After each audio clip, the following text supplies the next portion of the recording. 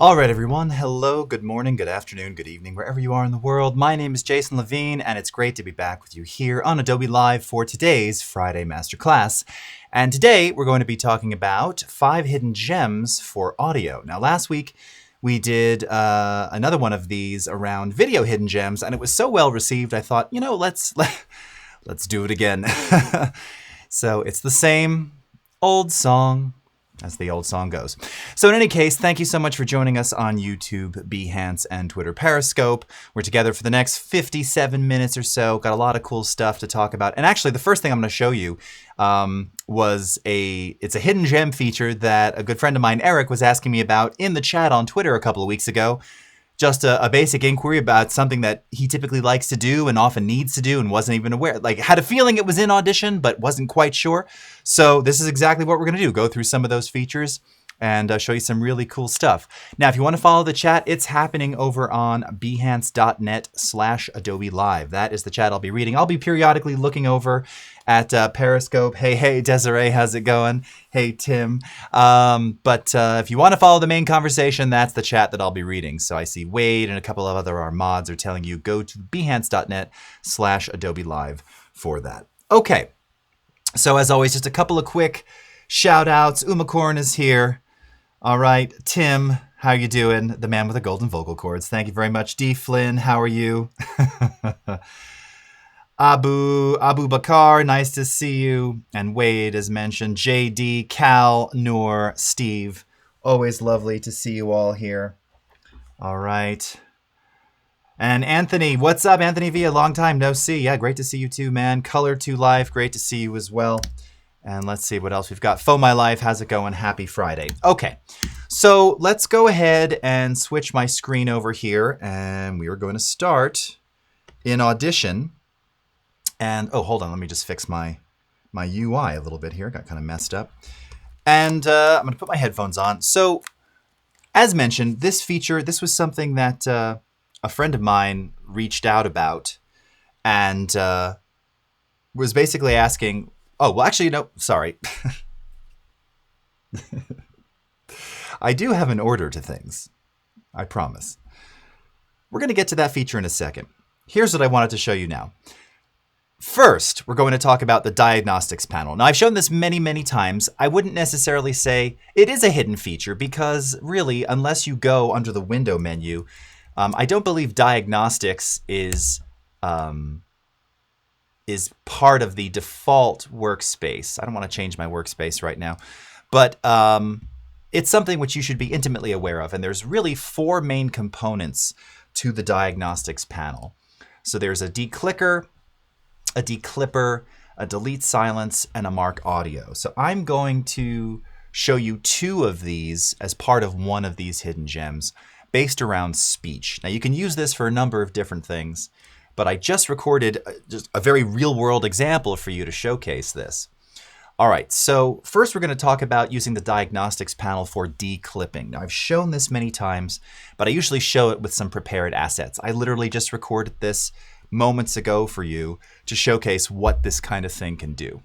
So this is a pretty good example of you've captured some audio, some dialogue, maybe through some kind of secondary recorder. You've got a boom mic, you've got a lav, doesn't matter what was used to capture it, but you end up with distorted, momentary, clipped sections of audio. And depending upon how clipped it is, this may or may not be able to help you. I usually say if it's within about, I used to say via decibel range, 6 to 12 dB. I would say if it's within about, say, up to around 3,000 to 4,000 clipped samples. All right, and in this case, because we're at 48K, that's 48,000 samples per second. So you do the math there. You can usually repair it without issue, without any kind of sonic degradation. But it's meant to repair things that are just short, momentary, distorted bursts, right?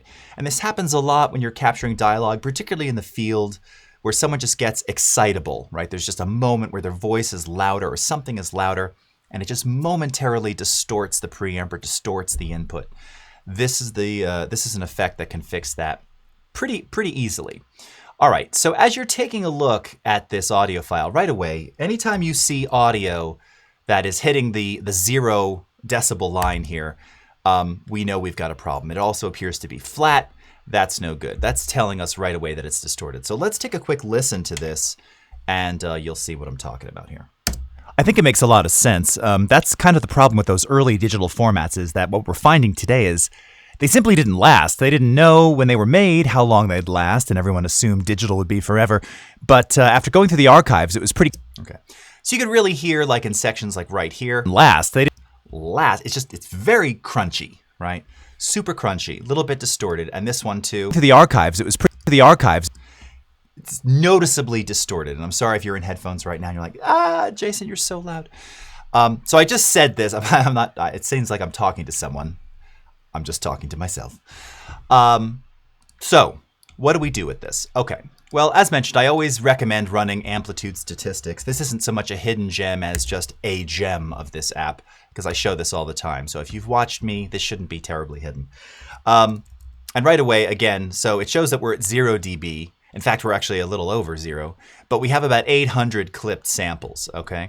So I think we can probably repair most of this. We might have a little slight sacrifice with one of those, maybe still slightly crunchy, but at least less crunchy. And the point is, right now, we couldn't use this. If we exported this as an MP3 or MP4, there will likely be some actual like clicky clipped, very noticeable clipped artifacts if I were to export this. And if I were to sort of, want to burn this to CD or make a digital master for Spotify or something, nightmare. You wouldn't want to do that. It would just be distorted. So we're going to fix it. So inside the Diagnostics panel, you're going to choose under the effect, the Declipper. And then you have 3 basic presets here. Now, as someone who talks a lot about presets, but also usually goes the manual route, I always use these presets because these are really specifically designed to fix exactly what it shows there. So if you have just some mild, very, very, very mild clipping, where maybe it's not even going above 0 decibels, but it somehow clipped the preamp on input, if you're using an analog preamp in particular, or like a cloud lifter or something like that, I recommend choosing Restore Normal. That won't affect overall amplitude. It's just going to basically find and detect those clipped transients and attenuate them and try and repair them. And you'll see they'll go from like square to a rounded waveform look again. However, if you have something that is very clearly distorted and at 0, I recommend using the Restore Lightly Clipped. What this will do is, in addition to Restore Normal, it'll fix the clipped transient, but then it will also globally downward normalize. It's going to normalize everything down to bring it back within a healthy, legal sort of broadcast range, or not, I shouldn't say broadcast range, below 0 decibels, which is where you want to be with audio. You never want to normalize or maximize audio all the way up to 0 dB. Can't emphasize that enough. Can you normalize or maximize up to minus 0.1 dB, a tenth of a dB below 0? Yes, you can. Do I recommend that? Absolutely not. No. There's no reason. If anything, at least half a dB. You will not perceive a change between half a dB, 0.5 and 0.1, negative 0.5, negative 0.1. Your brain, your ear, you will not perceive any difference in amplitude whatsoever. It's just not worth the risk. And if that gets compressed, if it's uncompressed as a WAV file or an AIF, that's one thing. Go to MP3, MP4, H.265, any kind of compressed lossy format. Now you're messing with things, and very likely that minus 0.1 will actually exceed 0 in the compression process. So something to keep in mind. All right, so we're going to go Restore Lightly Clipped, and we're going to click on Scan. Okay, and that's going to now detect how many problems, how many clipped sections it actually found, and there's 107 in this little piece of dialogue right here. Julie, I'll get to your question in just 1 second because that's a good one. All right, so let's go and click on Repair All. And just like that, first of all, you're going to notice that most of the waveform, you could see it noticeably attenuated. It brought the amplitude down. But most importantly, it took those clipped, in fact, here, let me do the before just so that you can see. So you can see this is going right up above the 0 line. Now I can actually move this vertical scale here. So here is 0, okay? And if we zoom in, all right, you're like I said, this is why I'm telling you, you can see that it's actually exceeding 0 decibels quite a bit. And it should never be right here. This is bad news. So if we go ahead and repair all, you'll see that it attenuates it down. And also where you had these like jagged looking samples, now they're smoothed over, okay? And now if we take a listen, let's just zoom back out here. I think it makes a lot of sense. That's kind of the problem with those early digital formats, is that what we're finding today is they simply didn't last. They didn't know when they were made how long they'd last. Okay, let's go back to the original. So again, here's 0. Let's listen to a couple of these sections here. That's kind of the problem with those early. That's kind of, it's like, it's popcorn. I hear popcorn. There's clicking. That's kind of the problem with those early finding today is they simply didn't last. They last. Yeah, it's so crunchy. Redo. Okay. That's kind of the problem with those. That's kind of the problem with those. Smooth. What we're finding today is they simply didn't last. They simply didn't last. You can really hear it on. It's really clean now. Last. And here's before. Last. And you can just see it. If your waveform has a certified army haircut, that is not good. You do not want that. If you see a wave that looks like that, bzz, not a good look. Not saying it can't look good on someone's head, but that is not how waveforms should look. That's not being anti-waveform. That's being a good audio nerd. Okay? So, again, let's redo it. And you can just see it completely reshapes the attack transient. It literally figures out, oh, this is how it should have looked. Okay? Amazing. So that is the declipper with restore lightly clipped, okay? Which again is going to do 2 things. It's going to analyze and fix the clipped section, the distorted section, momentary short attack transient. And when I say momentary short attack, I mean no longer than, we're talking, you know, at maximum 100, 200 milliseconds, maximum, okay? Maximum. Like again, the P, the T, actually those little those sounds, however long it takes you to say that, that's the clip. If it's distorted for 30 seconds, this isn't going to do anything. So it's just those momentary distorted sections. So Julia was asking, what does normalize mean? So I get asked this all the time. We have some time, so I'm just going to quickly tell you, for those of you who are unfamiliar with what normalization is. So what normalize does, when you have an audio file, and here I'm going to take this little section out. Let's go ahead and run Amplitude Statistics again. Okay. So, oh, and do I have something clipped on here, actually. Let's run this again. Okay. So when I do this, it's going to analyze our file and it'll say, okay, for this particular file, the peak amplitude is minus 1.11 dB. So if I were to normalize, what normalization does is it looks at the loudest peak, which by the way, if we click these little markers here, this will shuttle right to the loudest peak in the file, which happens to be this sample right here. And that means that we have exactly 1.11 decibels of headroom, right? So with digital audio, 0 is the loudest we can get. We're always working in a negative logarithmic scale. So normalization is basically the process of analyzing how loud, the peaks of your audio, okay? And then globally, uniformly amplifying everything by the same level, up or down. So if I were to normalize, let's say, to -5, this isn't adjusting the dynamic range. This isn't adjusting, you know, compressing clicks or anything like that. It's just saying, okay, make everything approximately 3.89 decibels quieter. And that's what it did. All the relative relationships between all those peaks remain unchanged. And if I now scan this, you'll see that the peak amplitude is -5. So the loudest peak, -1.1, when I normalize to -5, that loudest peak now represents -5. So normalization looks at your loudest peak, right? And then again, globally, lowers everything or raises everything.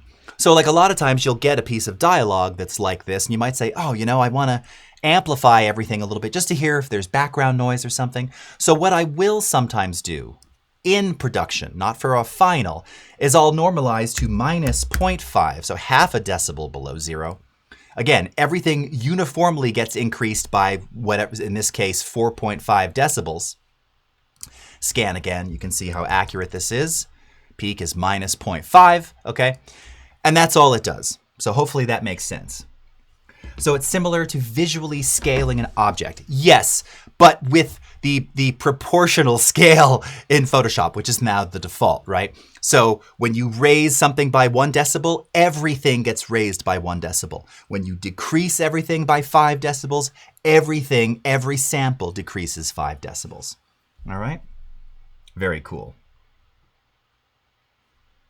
Nice. Now I get crunchy. Thanks, Cal. Very cool. Okay. All right. So hopefully that makes sense. So you got a little bonus feature there, normalization, and the declipper for diagnostics. Cool. Okay. So let's go to the next one here. So now this, let's see, did I want to do this one or this one? I forgot which one I wanted to use. I'll use this one. This is now a feature that, this is the one that my friend on Twitter, Eric, asked me about. And it's, once again, using markers and the Diagnostics Panel. So I'm going to show you kind of a two-part way to do this. So again, a lot of times, if you have dialogue like this, and let me go ahead and bring back in my, that piece that I erased there. I did a couple of changes here. So hold on, I'm just undoing all of this. There we go. If you've got dialogue like this, a lot of times, especially if you're cutting something together, you know, you might want to use markers to indicate, you know, where the different sections of the dialogue live, okay? This is a pretty common process, and it just makes the production part a heck of a lot easier, all right? So there's actually an automatic way to mark spoken sections or pieces of dialogue. Again, with the idea being that you may want to fly these things around. Maybe you're going to move stuff if it's a commercial and it's just voiceover with B-roll. It can be very useful. Now, of course, you could just do this manually. I could come in here, make a selection, hit M for marker, come in here, hit M for marker, et cetera, et cetera. But if you've got a lot of these things, this can take kind of a while. So in diagnostics, again, one of the features in here is mark audio. So if we go to mark audio, you'll see that there's a preset called mark the speech, okay? So let's go ahead and choose mark the speech, go into scan, all right? It detects all the sections, and then go ahead and mark. And just like that now, it creates marker regions for all of your spoken dialogue pieces. Now again, it may pick up little bits of silence and things here. You can adjust those thresholds accordingly. I'll show you that in just a second. But real quickly, and you can see, by the way, what it's marking based on the duration. So if we've got something that's, you know, half a second, it marked silence for us. That just means that our settings are a little more aggressive in this case. But this is going to allow you to really very quickly start to mark all of the crucial parts of dialogue. I think it makes a lot of sense that what we're finding today, they simply last. They didn't know when. Yeah, so we might want to merge a couple of these together. So this is actually the second part of this. So as I look at this, and let's see, are these, I think, yeah, we need to merge these two. Maybe we want these two markers to actually come together. So there's a button inside of the marker panel called Merge Selected Markers. And this is going to allow you to do just that, to merge the two together. Now, where this becomes really useful is, like, let's say you're doing something where you have a live performance. And this was actually the example that he was giving me. So he had been filming a live musical performance. So at the beginning and end of each take or each performance, he set a marker at the beginning and the end. So you've got all these loose markers, okay? So here's marker 1 at the beginning. Marker 2 represents the end of the song. Marker 3 at the beginning, marker 4 at the end. Marker 5 at the beginning, marker 6 at the end. Now that's great, but the problem is those are just static markers. We need to create marker ranges, or like I like to call regions. If you come from the old sound design or old Pro Tools, used to refer to those as regions. So this is a really easy way to do that. So I can select marker 1 and 2. And I can simply, in the markers panel, choose merge selected markers. And just like that, now we have a marker range. Okay? Now again, I'll do the same thing for 3 and 4. I'll do the same thing for 5 and 6. 7 and 8. 9 and 10. All right? So now I have just 5 markers, but each of these represents a range. And it's the range between the in and out or the start and stopping point that I set as individual markers. So useful. Now, once you have that, the idea here, of course, is ultimately to be able to export these as individual clips or individual files. So from within the markers panel, I can select everything. And you'll see that there's a button in here, export audio of selected range markers to separate files. So let's go ahead and do that. Click on that. Now here you have some cool naming options. You can use the marker name in the file name. Now typically when I'm doing something, if it's a musical performance, I'll name all these. So I'll put the, the song name or what artist or whatever it is. You don't have to use the marker name. You can put your own prefix in here, or you can just use the marker name, entirely up to you. All right. Tell it where you want it to go. Tell it the format that you want. So again, if you're trying to keep this, highest quality possible, you're still doing production, keep it as a wave. If this is for, listening enjoyment, you're doing a playlist and you're uploading these to music or, Spotify or whatever, you're making MP3s, you can choose MP3. And then of course you have all of your bitrate settings here too. By the way, this is worth pointing out. For MP3, of course, now we can actually create 32-bit float 48K MP3s. Most of your MP3s, you want them to be 44.1 16-bit. This is kind of the CD standard still used today. That, I believe, is the default. But if you click on change right here, this allows you to, this pops you into the convert sample type dialog so that you can just actively change the sample rate. By the way, you always want this advanced quality filter at 100%. I think it defaults to 50. I don't know why. I always keep it at 100. Channels, same as source. This is where you can convert from stereo to mono, or no really any reason to convert to 5.1, but you could. And then the key here is bit rate. So you want it to be 16-bit, and you always want dithering enabled, and I highly recommend our triangular dither type. That, for my ear, is the most musical, most pleasing. That is also the default. You have a couple of different ones here. Feel free to audition those. I've done it over 20 years. Triangular, non-shaped is still my favorite. And I never use noise shaping. This was something which you used to need more, or we used it more back in the day. I don't really find much of a need to do it now, so I never use it. And I don't feel there's any sonic degradation by not using it. But again, audition it, try it, see what you think. Okay, so that's where you can modify those bit depth settings, again, if you were going to MP3. This is also where you can change format. So again, for stereo, highest bit rate for MP3, 320 kilobits. You've also got VBR. If you're a VBR fan, it's almost like two camps. It's like Mac and PC. Are you a CBR or a VBR? For MP3s, I usually use CBR. For video, I always use VBR. Just kind of the way it is. Okay. All right. So marker regions. Let's go back to that voice one here. Just talking about how it detects, just to go back 1 second to diagnostics. So when you're marking the speech, do I have another file here? I thought I had. What's this? I don't quite know what that is. It must have been this one. You have a settings button here. So you'll see it'll define silence as signal below 32 decibels for more than 140 milliseconds, and audio is signal above -27 and for more than 25 milliseconds. Now it has a find levels option here. So this is basically a threshold detector. So if we click on this, it'll auto scan, and you can see it actually just changed those details pretty significantly. So it's now determining that silence is signal below -72. Now, if I look at this right here, that's me breathing. Jesus, that's me breathing.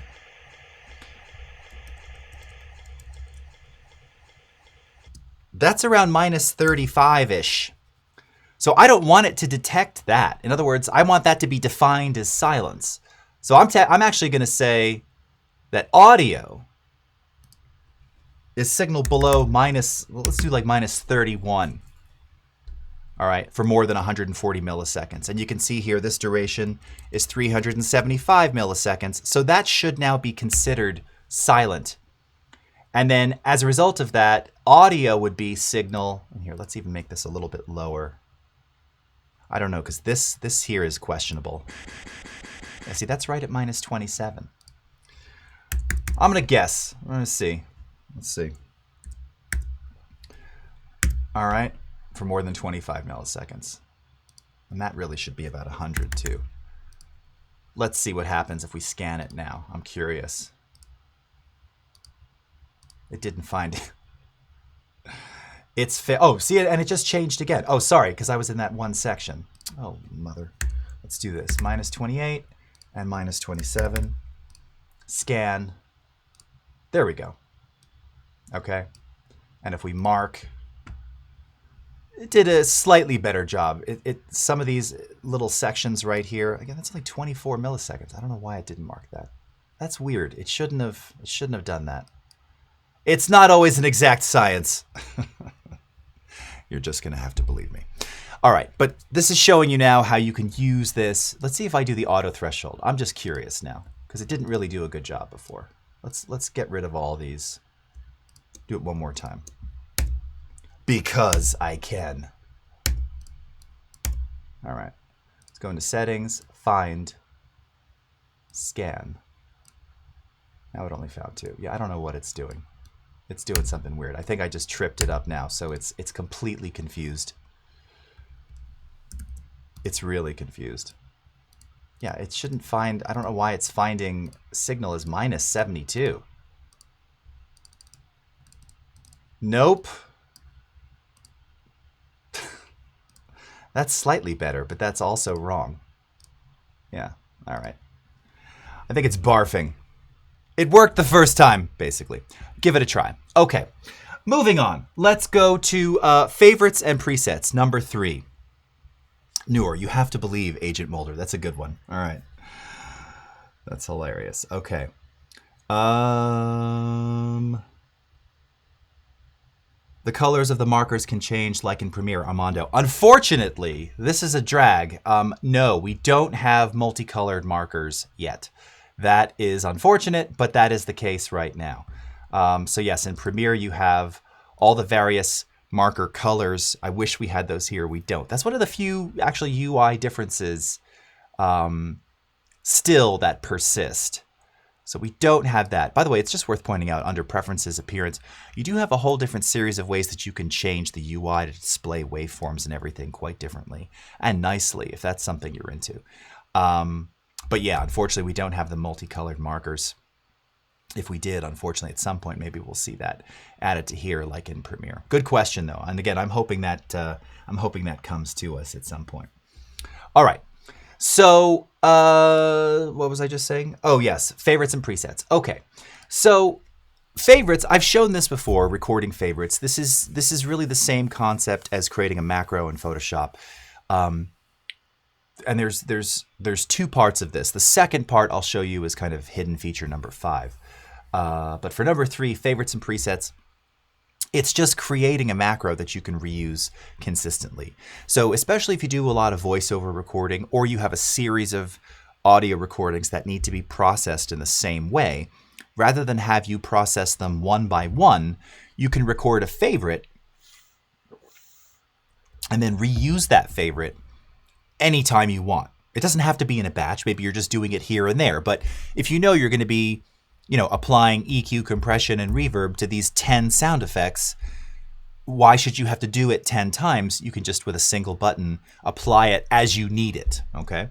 So I'm going to show you how to record a favorite. So this is, again, I just recorded a little voice intro here And maybe this is something, again, this might be like dialogue that I'm going to use. I have the same setup. It never changes here. So I can process everything with the same way, the same time, every time. So take a quick listen. This is the pre-processed version. Hi, this is Jason Levine, and welcome to my channel. Today we're going to be talking about all things music, video, and composition. So let's dive right in. Okay. So again, for voice processing, you may have a series of different special sauce things that you use. I certainly do.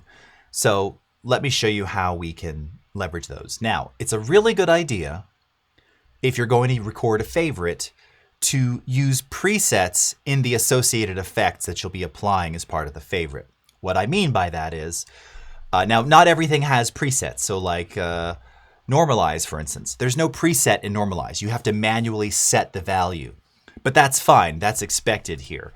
With other things, like let's take dynamics processing, you wouldn't want to manually change each of these parameters when building the favorite. You theoretically could, but if you're going to be changing a lot of parameters, save a preset in advance. It's just going to save you time in the end, okay? Like when building the favorite.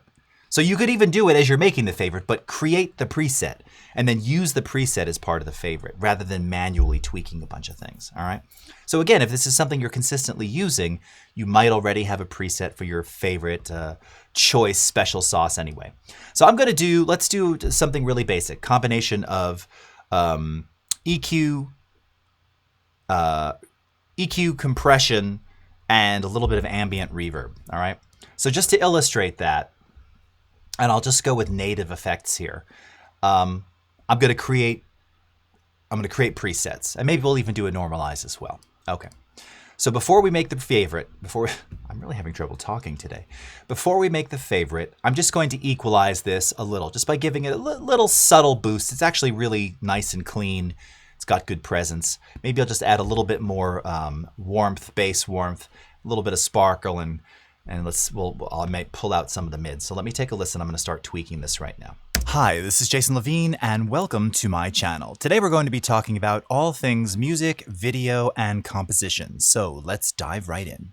Hi, this is Jason Levine, and welcome to my channel. Today we're going to be talking about all things music, video, and composition. So let's dive right in.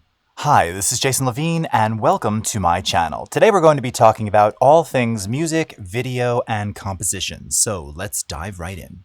Hi, this is Jason Levine, and welcome to my channel. Today we're going to be talking about all things music, video, and composition. So let's dive right in.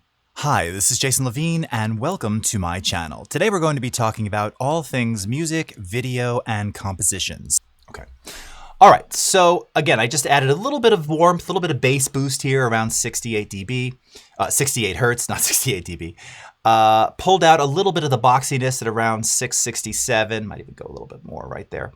And just increased a little bit of 8K presence by about 2.4, just so that it's gonna really kind of cut through whatever this is overlaid on top of.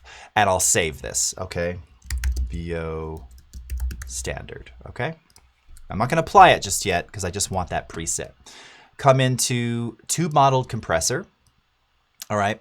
Now, again, I've already got tons of presets in here, but none of these are really designed for my specific voice. I guess I could see what this thickener, well, that's giving a lot of output gain. Leveler. Okay, let's start with this. This is actually really aggressive too. I don't really like any of these presets. Vocal booster. Nope, don't like that either. Vocal attacker. No, none of these. Okay. So let's set the output to 0. Let's set the ratio to 6. Actually, we'll do 4. Let's set the attack to 9 milliseconds. Actually, we'll do 3. And the release time will be 200. All right, now I'm going to manually set the threshold now as we play this back. All right. So let's take a listen here. Hi, this is Jason Levine, and welcome to my channel. Today we're going to be talking about all things music, video, and composition. So let's dive right in. Hi, this is Jason Levine, and welcome to my channel. Today we're going to be talking about all things music, video. Okay, great. So I don't know if you can hear as I was kind of auditioning in and out. I'm making sure here what I'm doing by looking at my gain reduction meter is making sure that I'm exceeding at least 4 decibels, right? That's what this ratio 4:1 means. For every 4 decibels above the threshold, it's 1 dB at the output. So I'm kind of pinging around -6 here, so we're in a good spot. It's basically compressing the whole time. And just to kind of show you what this would look like, right? This is pretty dynamic. It's pretty even, but we've got a couple of peaks kind of sneaking through here and there.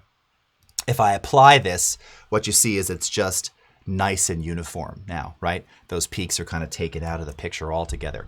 And if we wanted to give it a little more boost, right, just give it a little bit of additional amplitude since we kind of squeezed a little bit out of there, I could up it by about 2 dB, which is just going to, again, globally amplify everything by about 2 decibels, okay? So let's go back there. And let's save this. We'll call this VO comp. All right. So we'll do EQ compression and then maybe normalization. All right. And we'll do that at -2 or something like that. Okay. All right. So now we're ready to create our favorite, right? So the idea being that this is going to be a process that we're going to apply to all of our dialogue, all of our sound effects, whatever it is. So under the favorites menu, I'm going to come over here and choose Start Recording Favorite. All right. And this is just telling you favorite is currently being recorded. It lets you record one or more operations in the waveform editor as a single command that you can access from the favorites menu, or run on multiple files as a batch, capture operations such as applying effects, adjusting gain, inserting silence, adding fades, and more. All right. So even fades, which is cool. So if you want to do like quick fade in, fade out, also known as a top and tail, that can be a favorite as well. Maybe we'll make one of those after just for fun, because that's something that's really useful, particularly in video workflows. Okay, so let's go ahead and click OK. So what did we say we're going to do first? First is EQ, called a pre-EQ compression. So we're going to go into Filter and EQ, Parametric Equalizer, VO Standard. Just make sure you select it even if it's already there. Select the preset and hit Apply, and it applies the preset. Now we're going to go to Effects, Amplitude and Compression, Tube Modeled Compressor. All right. VO Comp, that's the one we just made, and Apply. Effects, Amplitude Compression. Actually, no, let's go into Reverb. Studio Reverb. And let's go into Room Ambience. Give it a little space. Apply. We'll see what that sounds like doing this blind. And then we're going to do Normalize. And let's normalize to -3 and apply. Go up to Favorites. And now hit Stop. All right? And give it a name. So we'll call this VO, EQ, Comp, Verb, Norm. Okay. All right. So let's undo those things. All right. So here's our original. Hi, this is Jason Levine, and welcome to my channel. Today we're going to be talking about all things music, video, and composition. Okay. Cornell, can you split one audio source to play on many speakers at the same time? Absolutely, sure you can, Cornell. You just have to, one, have an audio device that supports multiple outputs. So like the one that I'm using here, a Focusrite Claret 8 Pre, has 20 outputs. So, and you can see in here, like I have a full surround monitoring environment, so I could do that. You would do that, of course, if you want this file to play across all channels. You would have to, one, convert this to 5.1, or do this in the multi-track environment in a surround 5.1 session. But yes, absolutely. Okay, so now to apply the favorite, a couple of different ways to do that, as always. First of all, you have the favorites menu up at the top here. And what did we call this one? VO, EQ, Comp, Verb, Norm. So there it is right there. Oh, sorry, you can't see. So it's right here. So we can apply it there. You also have a favorites panel, which I never keep docked. So it's here. So again, you can apply it this way, okay? Or you can also apply this in a batch, and we'll get to that later. So however you feel like you want to do it is entirely up to you. I usually go up to the favorites menu. I think you can even assign keyboard shortcuts to this. Go ahead and do EQ comp verb norm and watch what it's going to do. It's done. It just ran all 4 of those processes. And now here's our final result. Hi, this is Jason Levine, and welcome to my channel. Today we're going to be talking about all things music, video, and composition. So let's dive right in. Okay. Maybe a little much on the ambient verb that we didn't preview, but it's okay. I like it. It sticks out, all right? Simple. Again, if I had that other voice track here, and I don't know if this is the repaired one or not, but maybe I run the same process on this. So let's do it from the menu now. Like that. I think it makes a lot of sense. That's kind of the problem with those early digital formats, is that what we're finding today is they simply didn't last. They didn't know when they were made how long they'd last, and everyone assumed digital would be forever. Cool, right? It did all those processes, all 4 things in milliseconds, and you just have to create it one time, and now you can run it anytime you want, all right? So super useful creating favorites, okay? So we've done the Diagnostics Panel with Declip, marking speech, feature number 1, hidden feature number 1. The Markers Panel using merge and export markers, feature number 2. Favorites and presets, how to create the favorite, build presets and the effects. Oh, and we were going to try and do a little top and tail as well. So let's see that. So let's do another favorite. Let's try and do this one. So topping and tailing, again, is the concept of you can use these little on-clip fade handles and basically just fade in the beginning and the end of your audio files. Especially with dialogue, if this is tied to video, as you're cutting the dialogue, it's really common if you end up with a bunch of little raw pieces. Usually they're hard cuts. So what happens is, unless you crossfade the beginnings and ends, you can end up with little pops and clicks. This is super common. Anyone who's edited dialogue before is intimately well aware of this. So you can actually create a favorite that will take all of your audio files, and this is particularly useful, again, if you've already got things cut up. But you can do this on the raw files too, and just fade in, fade out the beginning and end of each of those. So let's try and create one of those.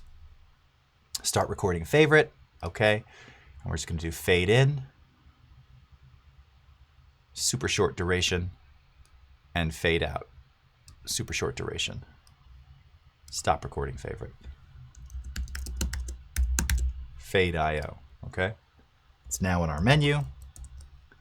So let's say we come back to this one. All right, it doesn't really have anything. So here, this is a good example. You can see this has got some noise at the end there. This has got some noise at the beginning.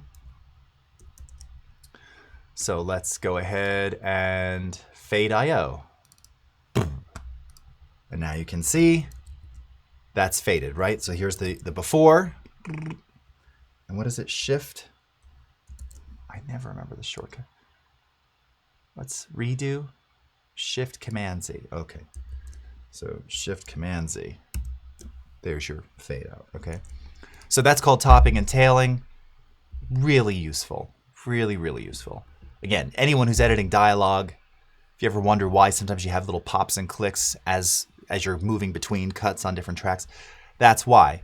And a more nerdy explanation is that your wave it's not respecting the zero crossing. So you're literally like cutting off a waveform mid cycle. And when you join it to something else, if they don't join at the same point, you're going to get this digital click. So having a little fade in, fade out will ensure that it's always going to be smooth. And we're talking milliseconds here. Normally, when I do fade ins and fade outs like that, I will actually go all the way in, almost to sample level, and literally fade, a few samples. That's all you need to create seamless joins without clicks or pops. Okay? Very cool. Okay.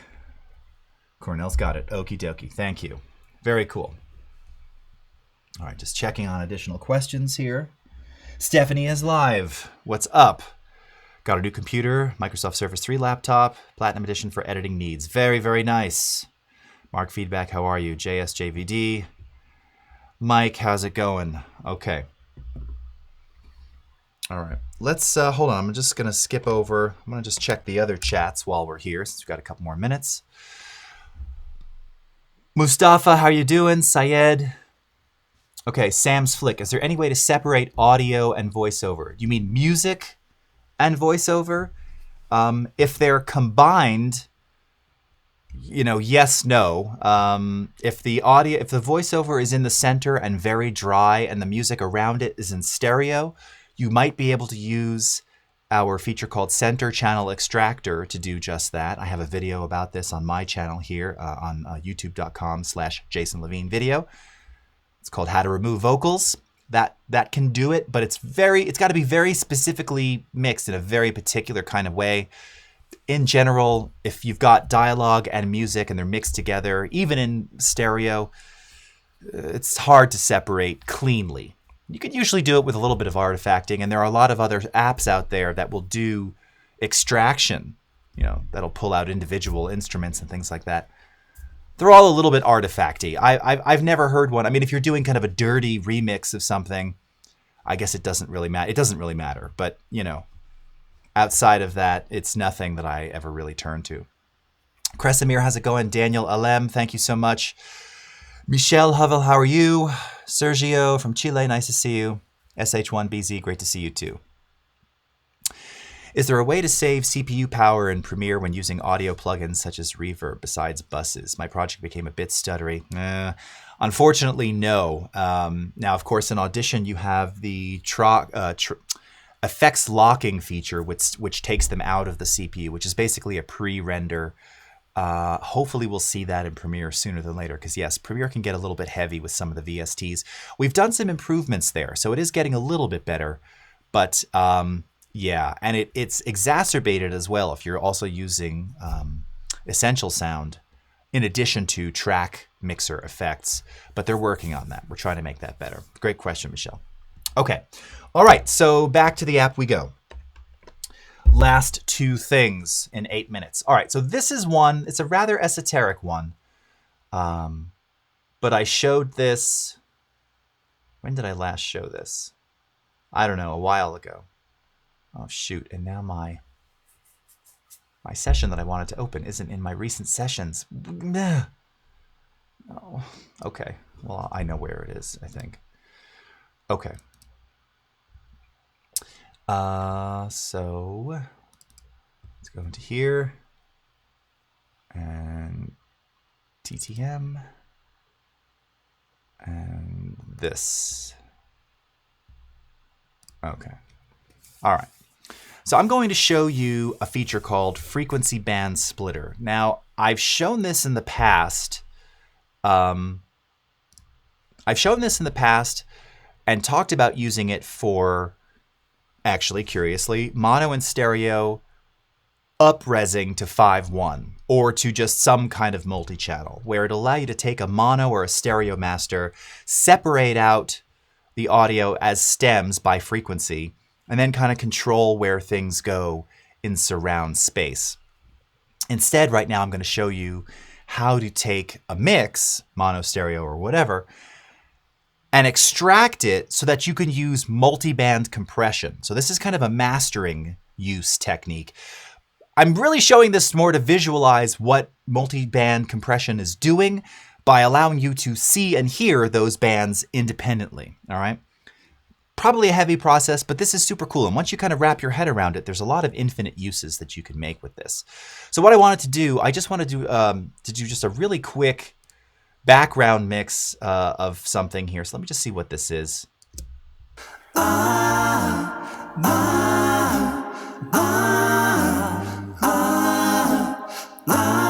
So this is my song, The Toot Toot Monster. And here, I just want to do a really quick...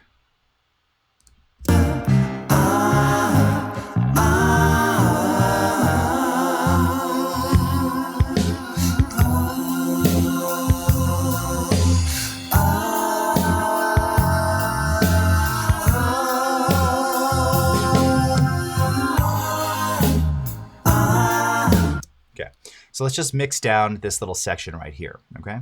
Time selection, okay, on the desktop, all good, okay. Got 6 minutes.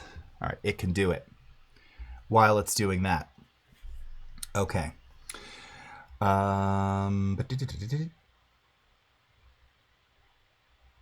What's the best audio format to keep the best audio quality, and what do you think about lossless FLAC? Well, best audio format, you know, in terms of archive and production, of course, is going to be WAV. It's uncompressed, and that's that. That's it. So if you're doing you know, in production, tweaking, EQing, noise reducing, blah blah blah, keep it uncompressed. WAV is the way to go. AIF is also an option. I never use AIF. It has limited metadata capabilities, and it's just I don't use it. Feel free to use it. FLAC are great, but those are delivery formats. So like that's a listening format. You can certainly work with FLAC files, but because they are, even though they're lossless, they're still a compressed media. So it needs to decompress when you're opening. It takes longer to load. It has to redraw the waveforms. It can't cache. If you've ever seen an Audition, we have these things called peak files. So really, for production, WAV or AIF, for final render, entirely up to you. FLAC is a great one. You know, most apps now play FLAC files. So yeah, if you're trying to get kind of slightly smaller file sizes, but better quality than MP3 or AAC, nothing wrong with FLAC at all. Okay, let's see. Any way to send video to a video card from Audition? I can't find the way to do it. Is it possible, for example, for ADR to an external VO booth? That is a good question. So in Audition settings here, now I don't know,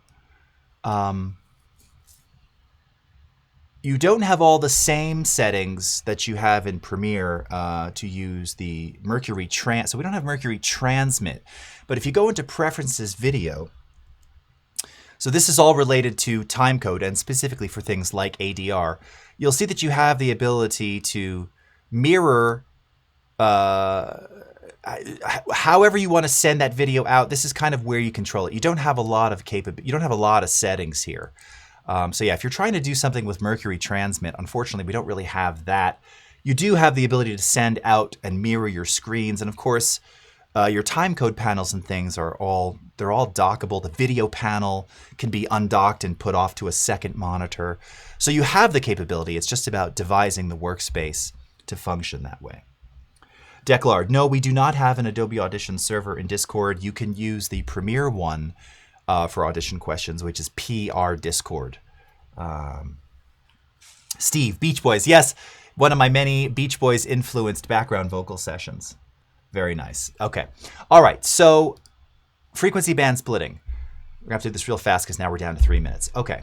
Under the Edit menu, choose Frequency Band Splitter. Okay. Again, what this is going to allow you to do is to cut up your audio into a specific number of frequency bands. So for multiband compression, a really good way to kind of understand it is a very simple, basic 3-band pop and rock, which you can see here basically allows you to extract 0 to 100 hertz, so consider that your bass frequencies, 100 to 3500 your mids, and then this last one should be, why does this say 100 to 3400? What?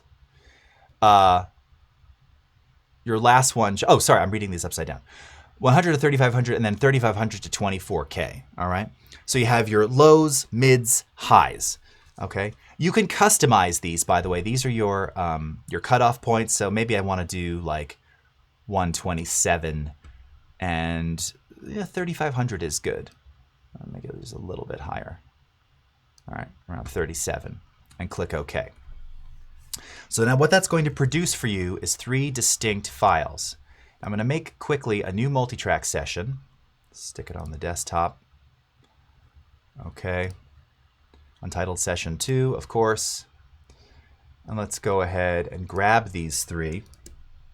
I'm going to drag them in. And by the way, I'm going to hold down the Option or Alt key to automatically place these on their own tracks. Now, when I play this back by itself, and here, let's just attenuate. 3 minutes. Damn you, timer. I'm running out of time.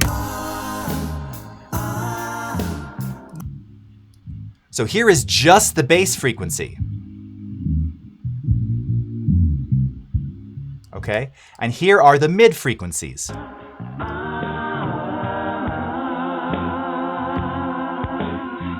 Kind of sounds like AM radio. And here are the high frequencies.